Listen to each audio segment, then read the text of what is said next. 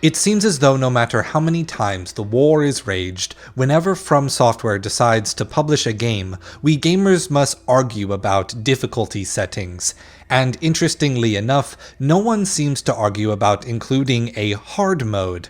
When a base game experience is given an optional, more difficult challenge, all fans of a game are elated that the most dedicated fans, the most hardcore players, will have something more to sink their teeth into. No, the debate only begins when we discuss creating an easy mode, an option below the base game experience. Inclusions of easy modes are intentionally added by developers, but for whatever reason some fans tend to erroneously think that it is not an intended way to play regardless of that inclusion. Ultimately, arguments about this debate always talk past one another because they hold different values as being more important than the values of others.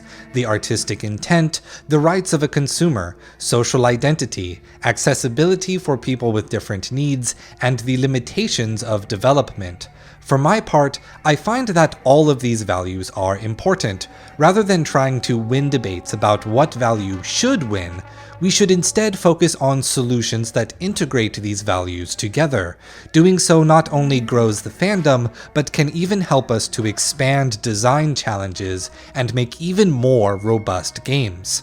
But right now, let me shout out two creators who have already started the groundwork of making these values work together, Aranock and Darkfry.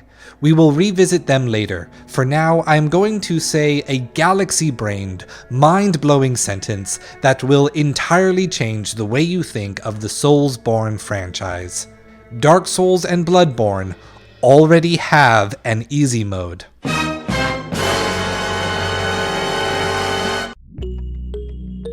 The difference with Dark Souls is that rather than being a difficulty setting, everything is integrated into item usage, and this has been a core concept of the design since Demon's Souls. Let me walk you through it. In Demon's Souls, PvE co-op play is initiated by using the Blue Eye Stone, and anyone who has played a Soulsborne game can tell you that multiplayer trivializes many of these games' challenges. We know this from experience, but I will explain why this happens in a later part. Even if you do not use co-op play, just using certain spells passively creates conditions for strengthening those spells, mainly the miracle synergy or miracle resonance systems, where using miracles creates a circle on the ground for other players that will in turn strengthen the miracle spells of other players. The design idea behind this is that the players would be encouraged to help each other by making the challenge easier for the next person. In both of these cases, the community of players are given incentives to adjust the difficulty of the game down. The design of the game wants players to work together to reduce the mechanical difficulty for each other. In Dark Souls, being hollow is the standard state of your character, but it comes with a fairly steep penalty to your health. Using a humanity item to boost your health makes the game a little bit easier, and it also enables multiplayer co-op. Dark Souls 2 had life gems, which gradually restored your HP over time to reduce dependence on the Estus Flask healing item. Oh, but that doesn't count because Dark Souls 2 was a different development studio? Well, you forget about Bloodborne. In Bloodborne, Yosefka's Blood Vial, Ariana's Blood Vial, and Adela's Blood Vial all give you max heal and give you an aggressive healing over time effect. Blood Gems that gave minor healing over time, and the Rally system which allowed attacks to restore lost health, which, when paired with the Lead Elixir item, would allow you to keep healing even when getting hit, so long as you keep attacking. Bloodborne was all about having ways to heal outside of the standard blood vial. It also has the Old Hunter's Bone, an item that costs bullets to increase the duration and frequency of invincibility frames, your time spent invulnerable, while dodging. Beyond that, the Old Hunter's Bone has an accessibility function in that the item visibly turns you, the character, invisible during a dodge, so that you can visualize the iframes.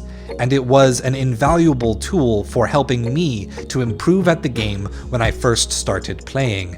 It also is not very limited in its use, as you can gain more bullets than it costs by spending your health, which we already established is easily recovered. FromSoftware has also made decisions where the community of players adjusted the difficulty of the game upward, specifically through invasions, when a player initiates player versus player combat by entering their game. FromSoftware has been toying with how this mechanic works, doing it differently in every game they have made, and completely omitted the feature in Sekiro: Shadows Die Twice. For their next game, Elden Ring, they recently announced that invasions will be a system that players must opt into through cooperative play or through an item to summon players for a duel. I believe this indicates a clear intention to no longer allow the community of players to increase the difficulty for other players.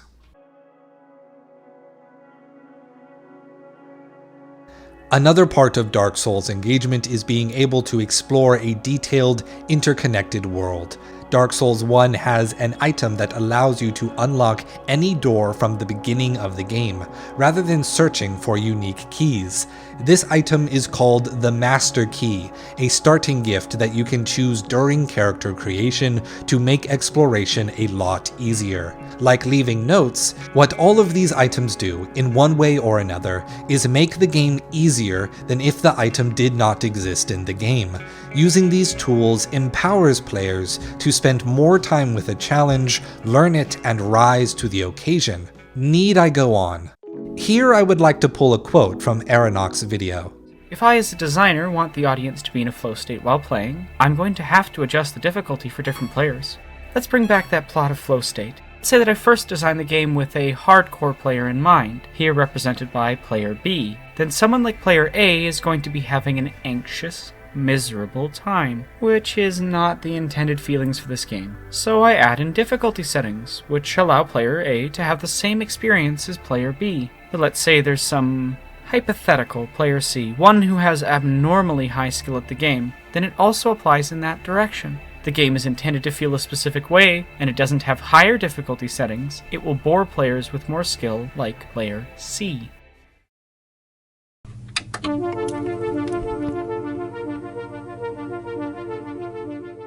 By giving the player these resources at all, the Souls games do reduce their difficulty. They just do so temporarily, at the cost of another resource, to help you as a player rise to the challenge that is intended. Soulsborne games are often intentionally obtuse about these options existing, which is a problem of conveyance, to discuss later. But the item's existence shows that the game is designed for player agency to adjust the difficulty during play. The Soulsborne games already began with a founding ethos of meeting the player at their level, to then afford the player the opportunity to rise to the occasion. And really, that is at the core of the accessibility debate. To not unnecessarily exclude people who want to rise to the challenge, to create the opportunity. To deny the inclusion of accessibility features means to demand that some players overcome a greater challenge than you did to achieve the same goal. And if you ask me, that violates the authorial intent of a challenging game. It is a failure to design an experience that delivers the same challenge to everyone who first plays. What many fans of a game tend to believe is that the game that was delivered is a pure and uncompromising design.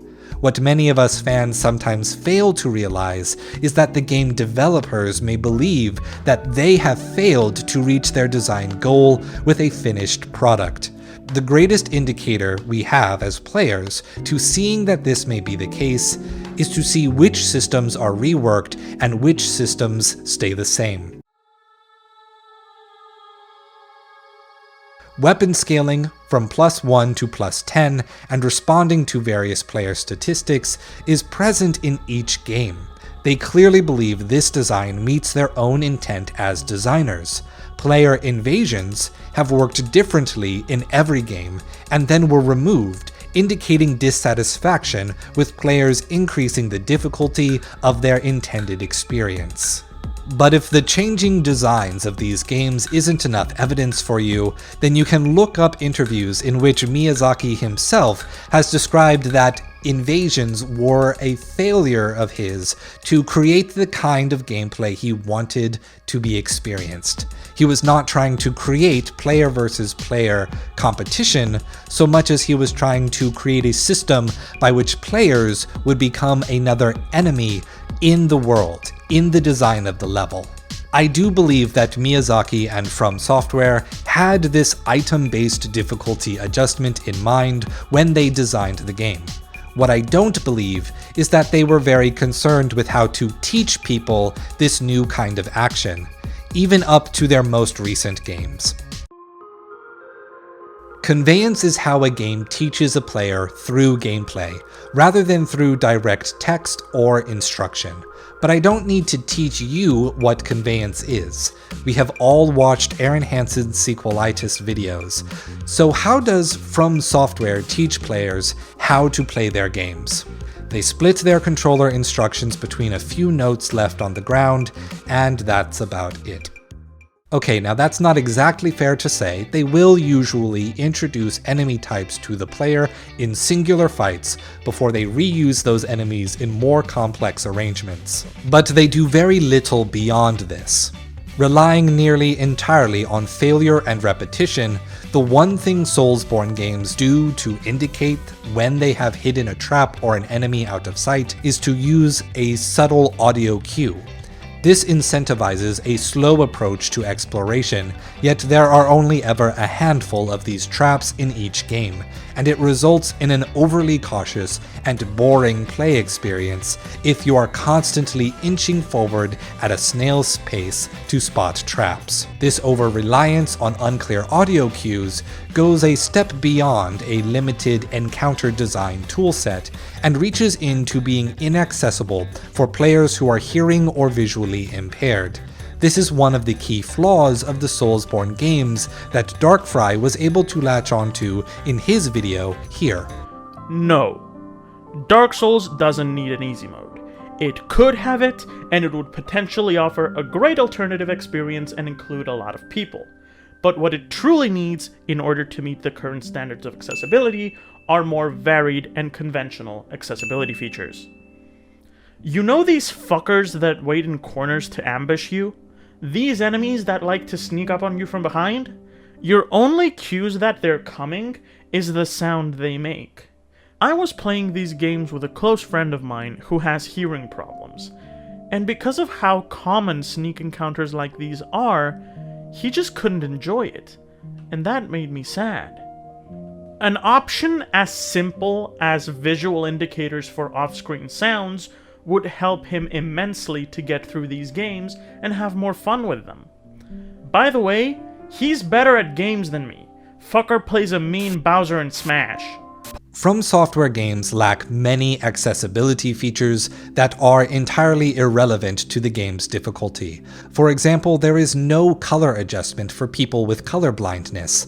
But since this conversation is about the relationship between accessibility and the gameplay, it has to be pointed out that the way the game conveys any and all of its gameplay is entirely lacking.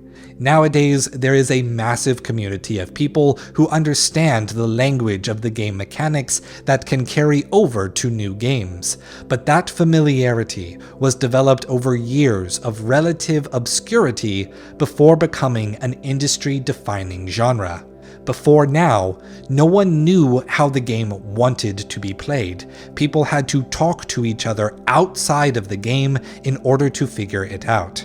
That means that the conveyance within the game was poorly designed, and since becoming popular, the games continue to rely more on experience with previous Soulsborne games than on improving their own conveyance. Part of the conflict here is just how nebulous what kind of a game a Souls-like actually is. There are so many different points of focus for what people like about the Souls games, that the whole Souls-like genre feels like a trap waiting to be sprung. Most of us just rely on Iron Pineapple to play them and let us know which ones are worth buying. It is why we all rally when FromSoftware releases anything remotely Soulsy. It is why everyone was so confused as to whether or not to call Sekiro a Souls-like game at all. But if you isolate Soulsborne games down to just the combat, then they all share the same kind of feeling. They share a more specific game genre, and that genre is... Mario is the classic originator of the platformer genre done well. As such, it is a staple of the games industry, and multiple kinds of games have emerged from the heritage of this run-and-jump game. Though precision games and emergent complexity are possible, the base of a Mario game never demands that much from the player. But then you have platformer games like Super Meat Boy and Celeste. These are true blue precision platformers. The hallmark of this style of platformer is that each screen offers a specific challenge to overcome, and the only way to learn to overcome that challenge is through failure and repetition. The action of both these games, precision platformers and Soulsborne, is a primary focus on quickly transitioning between failure and repetition, hence the new genre term that I am inventing right now, precision action. Whereas hack-and-slash Musou games let you rhythmically attack hordes of enemies for big numbers, and character action games like Devil May Cry and Bayonetta let the player set rhythmic combos like jazz to rhythmic enemies that mostly do not pose very much threat, a precision action game sets the rhythm that the player must execute on. In my recent video, All Action Games Are Rhythm Games, I discussed how the esoteric feeling of a good action game is entirely about the rhythm, the musicality of audio design combined with movement animations and attack animations. And if we take that idea one step further, it exposes that different sensibilities of how to establish rhythm change the genre of the action combat. Sekiro is the most demanding version of this that FromSoftware has made, by stripping away most of the Soulsborne formula and variety of weapons down to the single prime mechanic of parrying attacks. And while this gameplay can be assisted by memorizing animations or listening to audio, as proven by people beating these games both blindfolded and deafened during challenge runs, the only thing you truly need is a feel for the rhythm. This is why multiplayer co-op often trivializes the challenge presented in Soulsborne games. Having just one other player present allows for a rhythmic offense that completely shuts down most enemies, even bosses. So the challenge that we are facing right now is one of conveyance. How do we teach a player to notice, feel, and act in accordance with the rhythm of the combat beyond just smashing them against the wall until they understand the unique language of the entire genre? Well, the first step of this solution comes from an unlikely place. Have you heard of the critically acclaimed MMORPG Final Fantasy XIV, which is currently free to all players up to level 60, including the award-winning expansion Heavensward? That's right. The solution is actually in the combat of massive multiplayer online role-playing games. So what makes MMORPG combat fun? In a previous article, I discussed how I struggled to understand why the combat of an MMO would be enjoyable. It was not until I witnessed the near raid of Final Fantasy XIV that the connection to bullet hell games like Gradius and Ikaruga finally clicked. The appeal is in executing on the knowledge of being in the right place at the right time as part of executing on a predetermined optimal strategy. This kind of MMORPG combat leads the player's understanding of what is coming next using bright, glowing AoE indicators, and I believe this is something that we can repurpose for Souls-like games that achieves all of our goals. Improving conveyance, how the game teaches players how to play. Improving accessibility, so that more people have the opportunity to be challenged, and maintaining the Souls-like, maintaining the je ne sais quoi by doing so in a way that is so true to how Souls games already ease the game's mechanical difficulty. And I'm going to use some fancy video editing to show you exactly what that might look like. Step number 1, allow the player to receive a starting gift at character creation and make one of those gifts an item which I call Eyes on the Inside. This is an infinitely reusable item that may or may not cost an easily obtained in-game resource to use, something like mana or quicksilver bullets. When you use this item, for a certain period of time or until your next death, enemy attacks will be preceded by a phantom attack that plays the movement and animation one beat before the rhythm and execution of the attack, such that the phantom attack stays with the rhythm of the game but visually indicates to the player that a response is needed. This will help establish in the player a sense that the enemy attacks are happening on a rhythm in the first place, because they will be able to see the animations playing back to back, and playing in rhythm with each other. Since the phantom attack is non-harmful, it provides a benefit for players with different kinds of eyesight by presenting a more clear leading animation. It also provides a benefit to players with reduced hearing because it provides a visual cue and indication of the rhythm. This also comes with an added benefit that the player will be exposed to significantly more repetition in a much shorter window of time, thus accelerating the memorization process. This same item could also indicate the activation of environmental traps and any other hazard the game throws out, because we have tied the use of the item to in-game resources and item usage. We are maintaining the design philosophy of Soulsborne games to use items as tools for easing in-game challenges, rather than completely changing the challenge level of the entire game. Now, what I have designed here is not, in fact, an easy mode. It is not a difficulty setting. It is a gameplay-relevant accessibility option. It reduces some mechanical difficulty to improve some accessibility. However, this is not the only solution. The hard truth of this debate is that not every game is going to be for everyone. If a game studio designs a game for a specific audience, then they are de facto designing it to exclude people who are not in that audience. Regardless of whether or not that is a good or fair thing to do, regardless of how accessibility features are relatively easy to program and include, circumstances will vary between developers. Some developers may just be motivated by ableism and bigotry. So long as those things exist, we cannot be sure that those aren't a contributing factor. But whereas FromSoftware has a lot of room for improvement for accessibility options that have nothing to do with difficulty, their games also demonstrate a constant and evolving intent to develop new ways for players to mitigate the challenge it presents. I also agree with Aranock that difficulty is an accessibility option. I have barely more than 5 hours to play video games in a given week nowadays, but I can't magically make the burdens of work and life disappear. Even though I love a hard game and I have no other reason to not play on harder difficulties, I want to play more than one game every 4 months.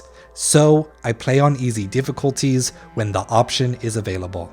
The existence of difficulty modes cause me to have greater respect for the people who put in the time to master the game at higher difficulties. Difficulty modes cause me to be more grateful to the developers for creating something that embraces more players, and creates more fans for me to talk to about the games I love. That's not a matter of getting good for me. I've done Bloodborne speedruns just to make it hard again. Easy modes are a matter of practicality. If the design ethos behind a game just does not allow for difficulty modes, then the solution is not to bury your head in the sand. For me, the best response is to look for practical solutions to address the challenges presented by these players. The makers of Souls-like games love to challenge their players, so they should love to be challenged by their players too, to find practical design changes to meet these practical design challenges. And that is what I think we've found here today. Thank you for watching. Remember to subscribe to the channel and consider buying my books. And remember, stay true.